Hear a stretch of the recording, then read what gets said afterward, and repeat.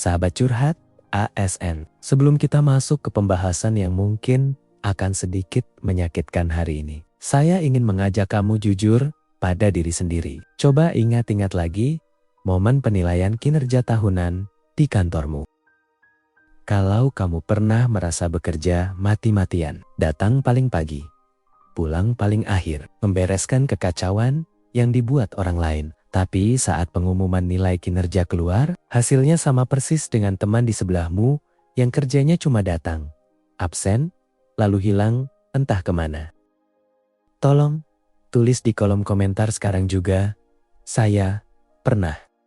Tulisan itu bukan untuk mengeluh, bukan untuk menebar kebencian, tapi supaya kamu tahu satu hal penting, bahwa kamu tidak sendirian.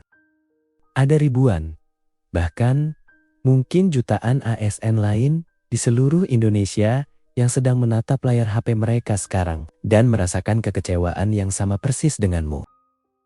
Hari ini kita akan membicarakan gajah di pelupuk mata yang sering diabaikan. Sebuah realita pahit yang perlahan membunuh idealisme. Realita yang membuat orang rajin menjadi apatis dan membuat orang berintegritas bertanya dalam hati. Untuk apa aku terlalu serius kalau hasilnya sama saja? Mari kita bedah situasinya, supaya kita nggak dibilang cuma berasumsi. Bayangkan skenario ini, mungkin ini terjadi di kantormu. Atau mungkin di ruanganmu sendiri. Di sudut kiri, ada ASN tipe A. Sebut saja dia si dedikasi. Setiap pagi, dia datang 15 menit sebelum masuk. Dia memastikan semua siap. Saat ada tugas mendadak dari pimpinan, dia yang pertama kali bilang, siap. Dia tidak hitung-hitungan waktu. Bahkan kadang, pekerjaan dibawa pulang demi target organisasi tercapai. Lalu, di sudut kanan, ada ASN tipe B. Sebut saja dia si formalitas. Datang pas-pasan saat mesin absen hampir terkunci. Kalimat andalannya adalah, itu kan bukan tupoksi saya, atau nanti ajalah. Deadline masih lama, jam kerjanya habis untuk ngobrol. Scrolling media sosial, atau menghilang dengan alasan urusan luar yang tidak jelas. Prinsip hidupnya sederhana, yang penting absen aman, gaji cair. Secara logika, harusnya ada jurang pemisah antara nilai kinerja si dedikasi dan si formalitas kan? Tapi keajaiban birokrasi sering berkata lain. Saat akhir tahun tiba, saat SKP dinilai, saat predikat kinerja ditetapkan, angka mereka sama. Predikat mereka sama baik. Dan di detik itulah ada sesuatu yang patah di dalam hati si dedikasi. Ini bukan soal dia gila hormat, bukan soal dia iri hati, tapi rasanya seperti dikhianati oleh sistem yang dia bela mati-matian. Rasanya seperti orang bodoh yang berlari kencang di atas treadmill, sementara orang lain duduk santai di sofa dan kalian berdua sampai di garis finish yang sama. Sahabat, dampak dari ketidakadilan ini jauh lebih mengerikan daripada sekadar nilai kertas. Ini menghancurkan jiwa organisasi. Fenomena ini melahirkan apa yang saya sebut sebagai evolusi apatis. Orang baik tidak tiba-tiba menjadi jahat. Tidak, mereka cuma berhenti peduli. Si rajin tadi, dia mulai belajar. Oh, ternyata kerja keras gak ada harganya. Oh, ternyata kalau aku inisiatif, malah aku yang ditambahin beban kerja, sementara yang malas makin santai. Akhirnya, dia menurunkan standarnya. Yang dulu perfeksionis, sekarang jadi. Yang penting, selesai. Yang dulu proaktif menawarkan bantuan, sekarang memilih diam dan pura-pura tidak dengar. Sistem yang menyamaratakan ini, tanpa sadar, sedang mengirimkan pesan berbahaya ke alam bawah sadar kita. Jangan terlalu menonjol. Jangan terlalu rajin, cukup jadi rata-rata saja. Dan inilah kenapa birokrasi kita seringkali terasa lambat.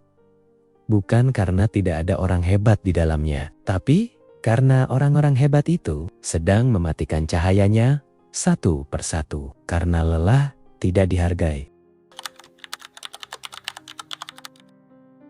Tapi, mari kita coba objektif sebentar. Kenapa fenomena ini terus terjadi? Kenapa atasan sering memberi nilai pukul rata? Seringkali, alasannya adalah budaya ewuh pakewuh atau ketidaktegasan. Banyak pimpinan yang takut konflik. Mereka berpikir, kalau si malas saya kasih nilai kurang, nanti dia protes. Nanti suasana kantor jadi nggak enak. Nanti saya dimusuhi. Demi menjaga harmoni semu, keadilan dikorbankan. Atasan memilih jalan aman. Ya sudahlah, kasih nilai baik semua biar semua senang.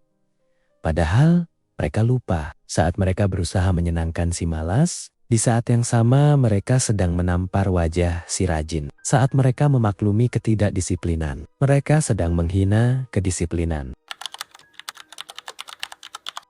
Lalu pertanyaannya sekarang, apa yang harus kita lakukan? Apakah kita harus ikut-ikutan jadi malas? Apakah kita harus masa bodoh? Jawabannya, jangan. Jangan biarkan sistem yang buruk mengubahmu menjadi orang yang buruk. Itu kemenangan buat mereka dan kekalahan buat integritasmu. Tapi, kita perlu mengubah strategi. Kita harus main cerdas. Pertama, mulai dokumentasikan kinerjamu sendiri. Jangan cuma kerja dalam diam. Catat, simpan buktinya, jadikan itu portofolio. Kalau SKP kantor tidak menghargaimu, portofolio itu yang akan membawamu ke beasiswa, ke mutasi tempat yang lebih baik, atau ke peluang lain di masa depan. Kedua, geser sumber validasi. Berhenti mengharapkan tepuk tangan dari atasan yang buta kinerja. Sakit hati itu muncul karena kita berharap pada tempat yang salah. Bekerjalah dengan baik, bukan untuk menyenangkan bos, tapi untuk menjaga harga dirimu sendiri sebagai profesional. Ketiga, pilih pertempuranmu. Simpan energimu, jangan habiskan emosi untuk iri pada si malas. Biarkan dia dengan jalan pintasnya. Ingat, jalan pintas seringkali memotong kompas, dan biasanya menyesatkan di ujung jalan. Kamu sedang membangun fondasi yang kuat, walau pelan, tapi kokoh. Sahabat, menjadi ASN yang waras di tengah sistem yang kadang tidak waras itu memang tantangan berat. Tapi ingat pesan saya ini. Nilai di atas kertas, SKP, hanyalah administrasi. Itu tidak mendefinisikan siapa kamu. Tuhan tidak tidur, dan kompetensi tidak pernah bohong. Suatu hari nanti, emas akan tetap terlihat berkilau walau sempat tertutup debu. Jika kamu yang menonton video ini masih punya sedikit saja api semangat, meski kecil, meski hampir padam, tulis di kolom komentar, saya masih peduli. Tunjukkan pada dunia dan pada dirimu sendiri bahwa integritas itu masih ada. Terima kasih sudah bertahan menjadi orang baik. Sampai jumpa di video berikutnya. Tetap waras, tetap bernilai. Salam hangat, sahabat curhat, ASN